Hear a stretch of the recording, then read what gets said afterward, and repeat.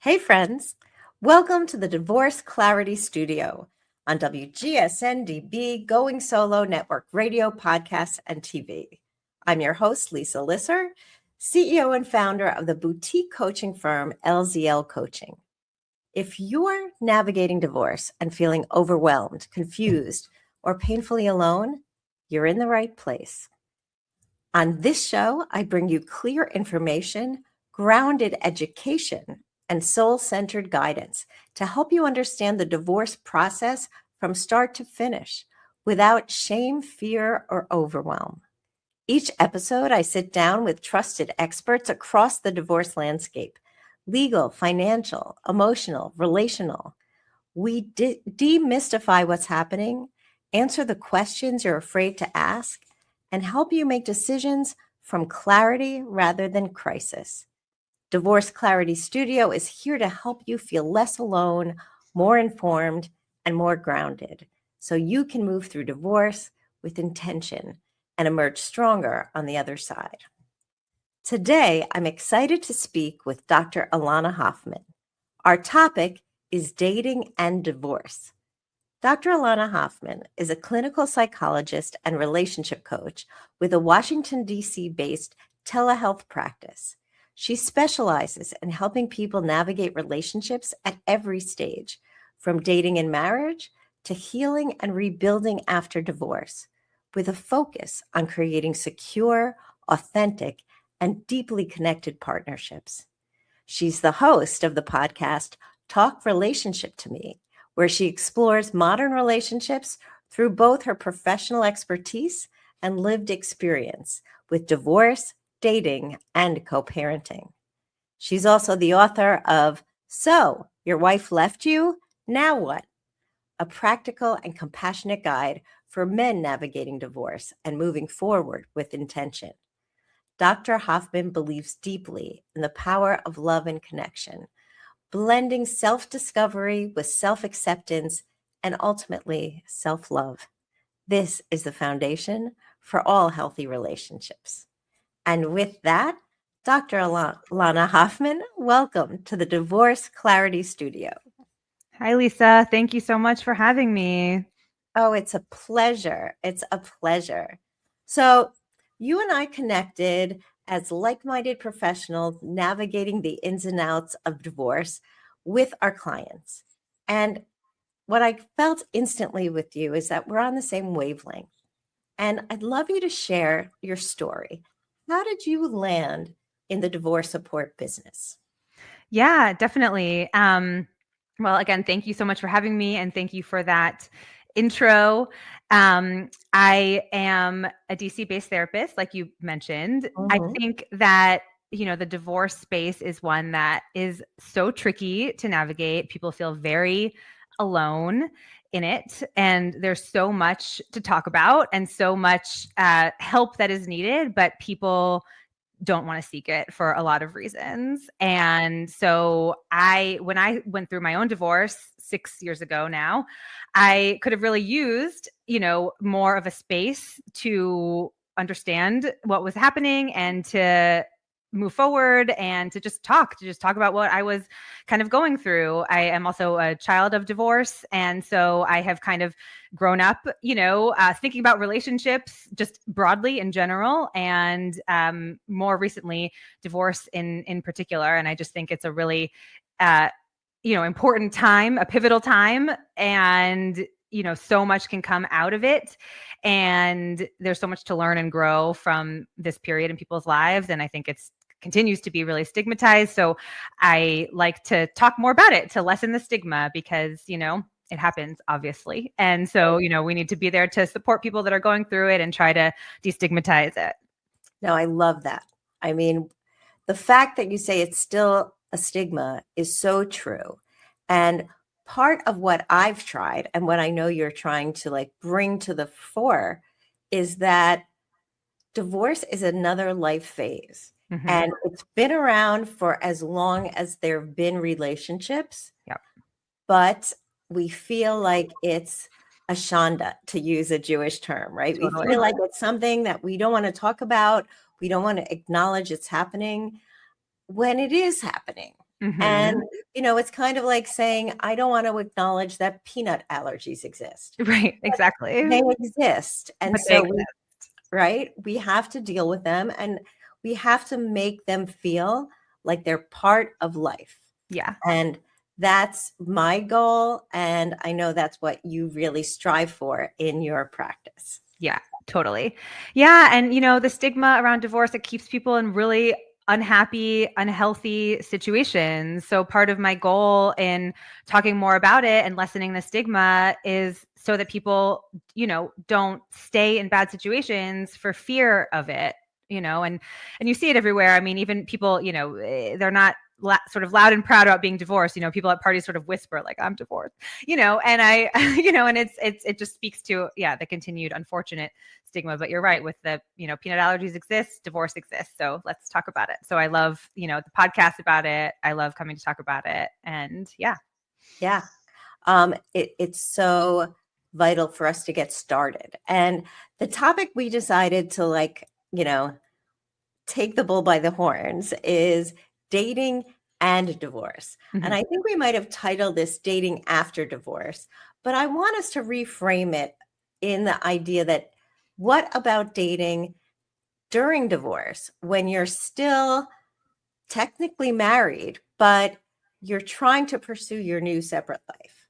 So what I started thinking about is what are the kinds of questions that my clients ask?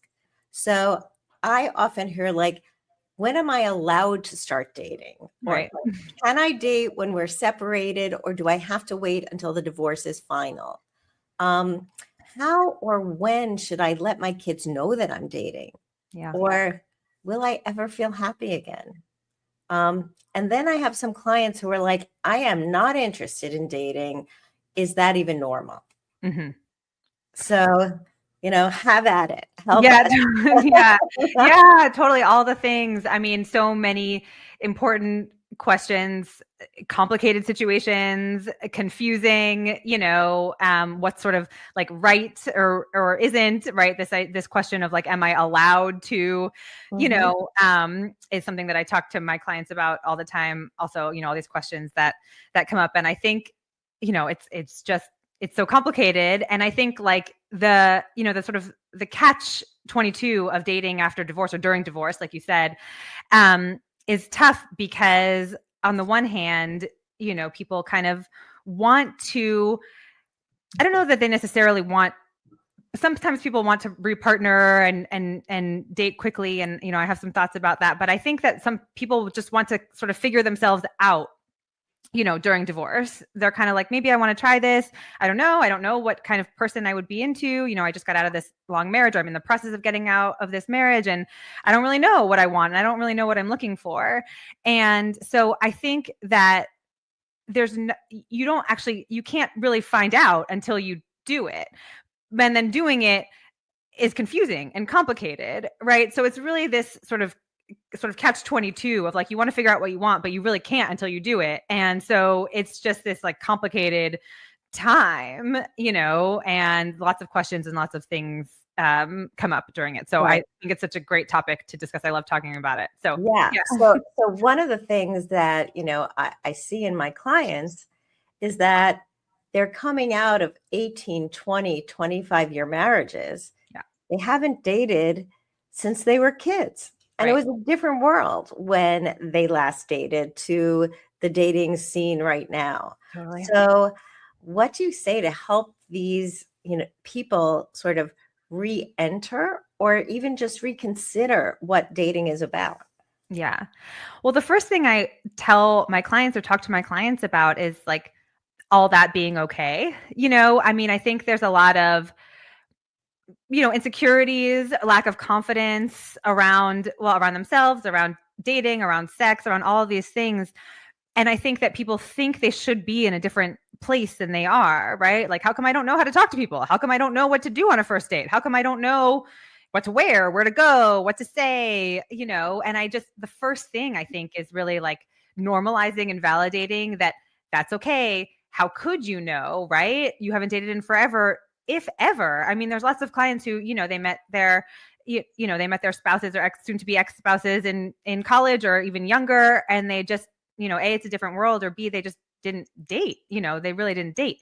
And so how are you supposed to know? And so, part of my work with my clients is just removing that sort of shame around like the unknown. It's like you didn't know how to any skill you have, anything you do, there's a time when you didn't know how to do it, right? And so dating is the same. You can learn and you can practice and you can, take the information as you're doing it and learn as you go, the same way you learn how to play baseball or whatever, Right. as you do it, Right. things are, go ahead. Sorry. No. So like when you mentioned like baseball or practice, like it's about practice. Yeah. And so sometimes jumping in is okay because you're not going to get it right necessarily the first time. So don't anticipate that first person you connect with is the one. I think a lot of people go there because they're so thrilled to feel seen again that they connect right away with that first person. Yeah. And sometimes that is the right person. Yeah. But many times it's not. And I won't even call it the rebound person, even though that's language that's used. I think of it more as, you are just exploring what dating's about. Yeah. And that's who that first person is. Yeah. I talk a lot about new relationship energy, or NRE.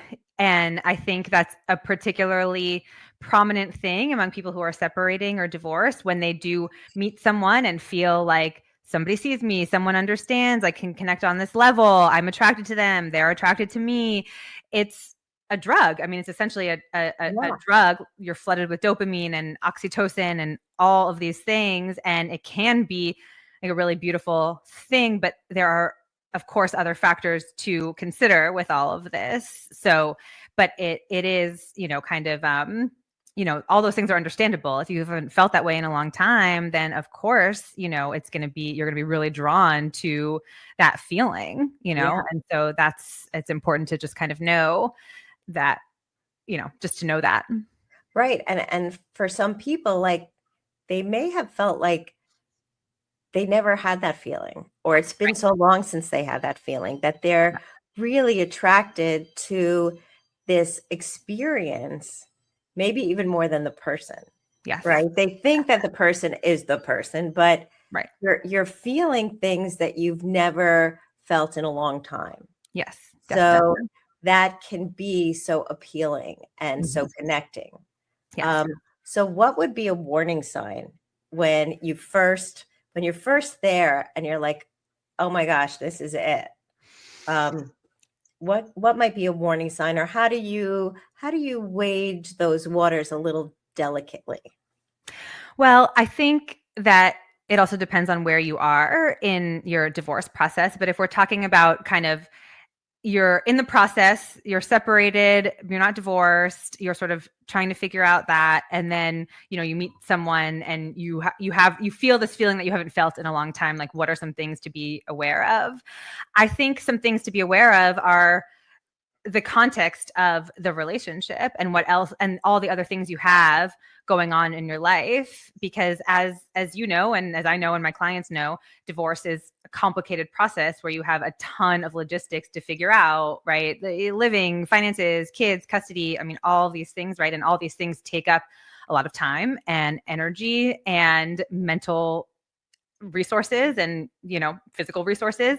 And so it's trying to figure out like how much actual time and energy you have to devote to a new relationship, which takes a lot of, putting into it, right? As a lot of clients of mine have learned, when people get divorced, it's, we talk a lot about, what kind of partner you were and, how you were or were not putting an effort towards the relationship, right? Not the kids or the family or the in-laws or all these other things, but the marriage, the actual relationship. And, I always encourage my clients to, look at themselves and their own behavior. And if you're trying to sort of learn, like, okay, these are things that I didn't give to my partner, and in my next relationship, I want to be a present, engaged partner, which is what is required to have a successful, healthy relationship. When you're going through divorce, it's very difficult to be able to give that time and energy to a new partnership while you are dealing with all this other really heavy stuff. Right. So, I think that is something very important to keep in mind, just during all of this, Yeah, yeah, definitely. And that sounds like, so for me, what I heard was, getting into like a serious relationship right away may not be the exact right move at the right time. It might be okay to sort of like try to have a little more of a casual experience. Yeah. Just start having fun, doing, social activities with other people. You don't have to be finding the one first. Yeah, Because totally. because you are juggling all of these really big issues, that you're not going to be able to focus on everything 100%.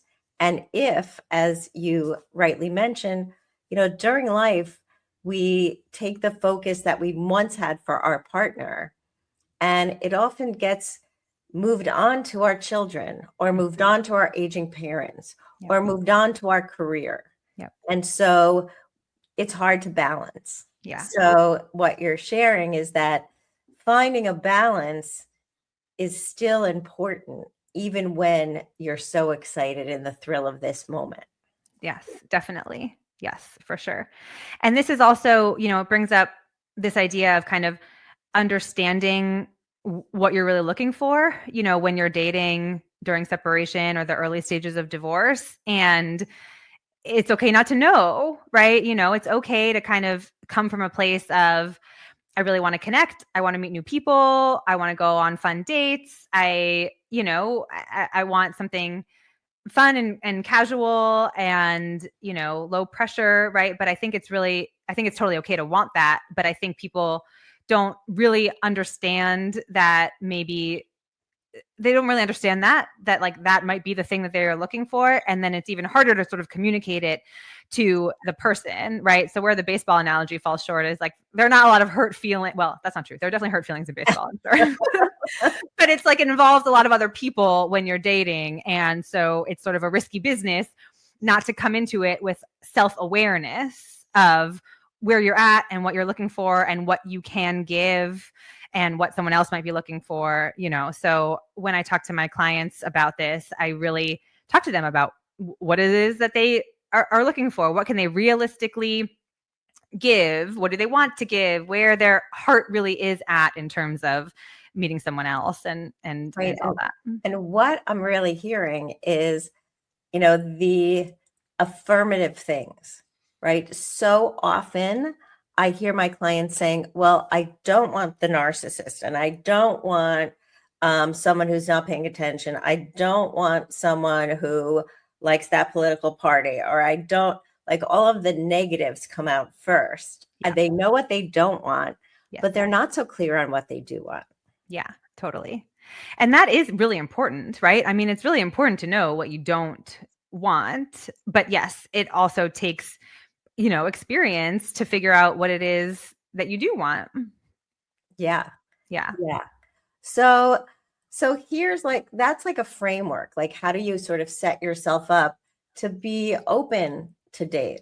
And like, sometimes you might think you're open to date, but you might not actually be open. And so, how do you support clients who sort of are in that stuck zone of like, this is something I want, but I'm maybe hijacking my own success in getting it? Yeah, I think it's important to really, understand what is going into kind of that stuckness, right? If it's, there's a lot of anxiety, there's a lot of insecurity, there's a lot of, I don't know what I'm doing. Are people going to like me? Are people going to be interested? Am I an interesting person? Are people going to want to date someone with kids? All these sorts of anxieties and insecurities. And I think that is something that we can certainly work on in therapy, this anxiety around all this, where this comes from. And of course, lots of this also comes from, just are you an anxious person? Did you have anxiety growing up? What is your model of relationships? I mean, all of this plays in, all this family of origin discussions, of course, are very important in therapy and plays into all of this, right? But like, what did you learn about relationships and love and sex and all of these things? And so, what are you coming in with? And so if there's anxieties around that, that's something that is, something that we work on. Or if it's really, my heart is not really in this right now. I feel like I should date, but I don't know that I really want to. And I have a lot going on. And, that's not really where my mind is. Then that's kind of a different thing. And I always encourage people to be really true to themselves and to pursue the things that feel really authentic to them. And you don't have to date. You don't have to do anything. Yeah. There's no have to's, so just to really honor where people are in this process, to take care of themselves. Yeah, that is a great observation. And we're going to pick up on that and a few more things after this break. So now it's time for 30 seconds. Go get a glass of water, get a cup of coffee, and we'll be back with Dr. Elana Hoffman.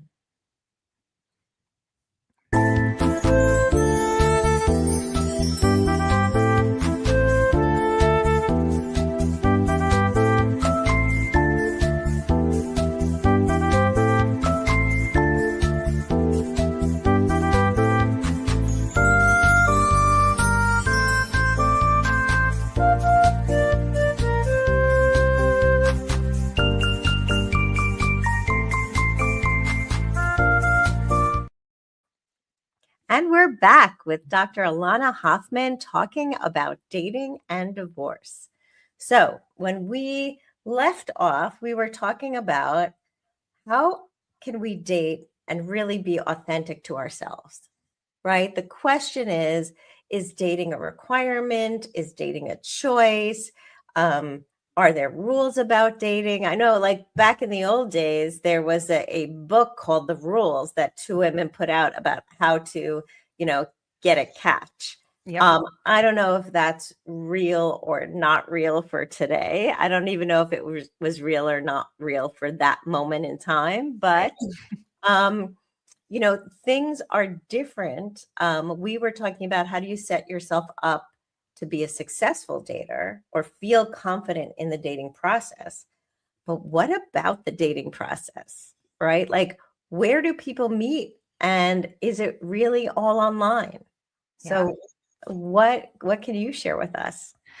Yeah, I mean, I think that, what I was saying before is I always encourage people and talk with people about how they want to spend their time during this process, right? Like what is actually really meaningful to you, what is in line with your values, and to do those things. So, whether that's, being really present with your kids or connecting with your friends or exploring your city or wanting to meet new people, like really wanting to date, right? But I always encourage people to do the things that are to really try to figure out the things that are calling to them and do those things. And if as a result of that connections come, whether that's honestly even friendships, new friendships, divorce is a whole new phase, like we were saying before, so lots can come from divorce. And so, focusing on bringing people into your life that are supportive of you and connect with you, regardless of whether it's romantic or not, I think is so important.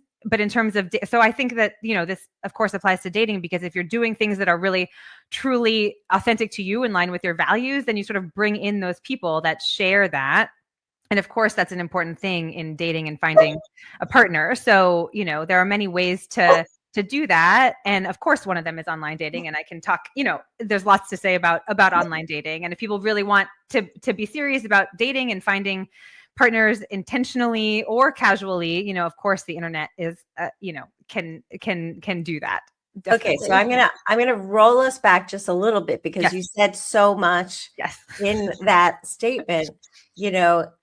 How do we discover what is authentically dating, right? Like, how do we discover that thing that makes us feel confident about ourselves? That means we're dating for the right reasons, not because we're lonely and we just need companionship. And I don't even want to diminish that, because it's not that we just need companionship is important. totally. And so how do we sort of begin to identify who are we when we're being authentic to ourselves? Yeah, it's such a good question. And I really talked about this a lot with my clients. And I think honestly, it starts even small, right? It's one of the things I think people don't anticipate about this period of time, separation and divorce, is how much control you actually have over your time and your experience and what you make of it. And it's, so much it's like this thing that happens to you, right? And it can be this sort of passive thing, but there's so much power and control in how you approach being divorced and how you spend your time, especially if you share custody. If you have kids and you share custody and half the time you don't have your kids, this is like a whole world of opportunity that you have to do whatever you want to do with that time. And so I encourage people to even just start small, of like, what's something that you've wanted to do that you haven't done, that you have wanted to do that you haven't done for your ex or your kids or someone else in your life. And it could be like ordering a special meal for takeout. It could be trying a new dance class. It could be going for a walk in the woods. Like, it could be listening to music that your ex didn't like. Those types of things that are really authentic to you are when you sort of start to understand yourself and rebuild basically during this time. And it really does not have to be this like huge thing. It can be moment to moment, what feels good right now, what feels in line with what I want to do right now. So that's great, because that really helps women and men put it in perspective. Yeah. Right? Like, I don't need to jump wholesale into a new relationship. Let's figure out what I like and who I am first. Yeah. And it's hard sometimes to do that pause and to take stock. Yeah. But it can really refocus what your goals are, what your values are. Yeah. With my clients, I always start with a values clarification where we're like, what's really important to you? Yeah. Because sometimes in a marriage, you lose sight of yourself and you adopt your spouse's friends and habits and routines, and that can work for a while. But when things start falling apart, then you've lost a sense of self. Yeah. So what are those things? Like, maybe I always wanted to learn to play guitar, but maybe that's not the first thing I need to try. That's a big ask. Yeah. The Yeah. first thing is, like, I'm going to go back to that yoga class I used to like, Yeah. and just do it once a week. Yeah. Totally.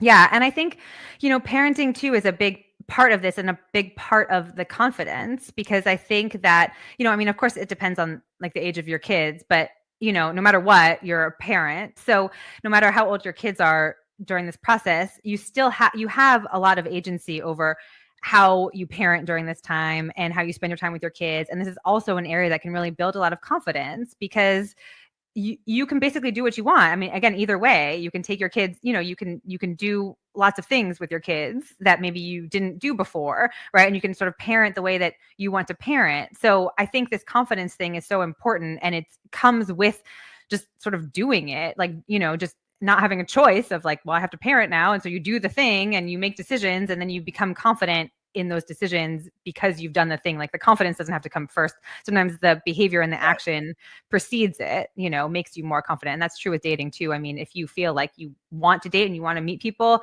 sometimes you just do it and you figure, and you reflect hopefully along the way. I mean, obviously I do a lot of reflection with my clients, and they say, well, I like spending time with this person, but I'm not really sure. Or, wow, this relationship stuff takes a lot of work. I'm not sure I'm really ready for this, right? Like, it's through the process of it that you really, that there's some self-discovery. So, Yeah. So it's really interesting, because I'm a Jewish educator in addition to being a divorce coach. And so I follow the weekly Torah portion, which is the Jewish Bible cycle, the reading cycle. And last week we had a portion where the people all said, they gathered together, they received the law, and they said, we will do and we will understand. And so many people question that. What does it mean that you're going to do it before you understand it, or you're going to do it before you hear it? But it really is great wisdom, because sometimes we have to take the steps. We have to begin the actions Yeah. in order to understand the power of the actions. Yes. And I think that's what we're saying here with the dating and divorce, is that you have to try it so that you understand what you want, what you're looking for, what you're looking for at this moment, because it might be different than 6 months from now. Definitely. Yes, absolutely. Yeah. And it totally, it can really change, over time, of course, like everything changes over time. People learn and grow and go through different life milestones. And, so everything's changing. Everything's always changing. And that's okay. Right. We sort of kind of get stuck in, well, you wanted this originally and now you want, it's like, well, things change and people change. Yeah. And, what you want of course, will change over time. So we have about 5-6 minutes left, and I want to talk about issues with the kids in dating, Mm-hmm. because I think a lot of people get tied up in knots over that. Yeah. And what do you see as some of people's biggest challenges of dating, and how to explain it to the kids, or all of it, all the things that come into that? Yeah, definitely. I mean, with kids, there are lots of considerations, and I think, and it's totally different. Divorce with kids and without kids is a completely different thing, because you always have to think about your kids and what is affecting them and how you're talking to them about it, right? So, I mean, some people have in their divorce agreements that they won't introduce their kids to new partners until X amount of time, or they'll introduce their exes before the kids, or so if that is something to think about, then some people put those in their agreements. So I would say follow that, right? But of course, again, things change. I would discourage multiple partners coming in and out of your kids' lives. I think this is divorce is of course a time where kids need predictability and stability and security, and it also is really it's dating is complicated, right? As of course it's complicated. Relationships are complicated. Sex is very complicated. And when you as a parent are thinking about all of this and navigating all of this, it just does take away from your ability to be a present parent and to really think about things in like a what is best for my kids kind of way. And this is always the thread to come back to, like what's best for the kids. It's hard because it's hard to figure that out, right? That's a subjective thing. But most professionals would tell you that, until something might be really serious, don't introduce, because again, kids, are already going through a lot, and it doesn't, a 5-year-old is obviously different than a 17-year-old, but not that much, not in terms of attachment or, you could really connect with someone and then they're gone, and that's okay, because that's life and that happens anyway. A best friend moves away, or, all kinds of things happen, but those happen anyway. So, to try to limit that to the degree that you can is generally the way to go. Right. Yeah. If we're going to call it like the best practice, like Right. sometimes you will have to introduce a date to one of your children. Like, let's say the child was supposed to leave to go on their evening activities and the date came and picked you up from the house. Now you're in the same space. Right. You're going to have to introduce them. Right. But that's not the same as introducing, this is my new life partner. It's a very different thing. Yes. So don't feel like you're completely messing up your child if, a situation arises and you have to be honest and say, yeah, we're going out to the movies. Like, that's okay. Yes. Yeah. It's good to know. It's good for your kids to know that you have a life. This is true in lots of, when they're not with you, you can do things and date. It's good for you to talk about what you do on your time without them, so that they know that you have a life, right? Of course, in an age appropriate way. But yes, best practice is, a date on your kid free time. Don't take a lot of time away from your kids to date. Like especially if it's 50-50. 50% of your life is a lot of time. You have a lot of time to date and to do things, so really try to limit it. Even if you're like, oh, my kids are older and they're doing something else anyway. we're not going to be hanging out. There's still a vibe of availability that you want to be for them. And, you want them to feel like they are the priority and you're there for them. Yeah, 100%. All right, so we're getting really close to the end. We have learned so much, Elana. Thank you. I so Yeah. appreciate this conversation. And there are topics we didn't get to, So which many. is sex and dating after divorce, which is a big one. And maybe we just have a whole separate For session, sure. show just on that. Yes. But for now, what would you want my audience to take away from today's talk? I think the takeaway is, really try to understand where you are at and what you are looking for, and there is help with that if it's hard, if it's hard to navigate on your own, but to really, just sort of introspect and be mindful and just pay attention to everything that you have going on in your life and what you really want to bring in. And if that is, dating and companionship and, love and sex and all that stuff, that's great. And if it's, not that, that's also great. And there's no sort of shoulds with any of this. It's like you are where you are and, everything in time. And, it's, you have to sort of like protect your, space and energy in order to be able to get through this time, which is a very difficult time, but there are lots of exciting things too. People have a great time dating, and meeting new people and learning new things. And, a lot of people really have fun with it. And it can be a really amazing, wonderful thing. So if you want to do it, you should do it. Go for it. Great. Yeah. It's such a positive and uplifting way for us to walk out of this session, and knowing that we're going to have more conversations on dating and divorce is really powerful. So, Elana, tell us how my audience can get in touch with you. And also, you have a podcast that just launched. So tell us a little bit about that. Yes, thank you so much. I just launched my own podcast called Talk Relationship to Me. It is about all things relationships. So I talk about some divorce things, but I talk about, what I see, in marriages that contribute to divorce as a couples therapist. I talk about, love languages. I talk about attachment. I talk about a lot of psychological themes that I see. Occasionally I break down the reality TV episode that is relevant to relationships. I'm a big proponent of that, learning from that.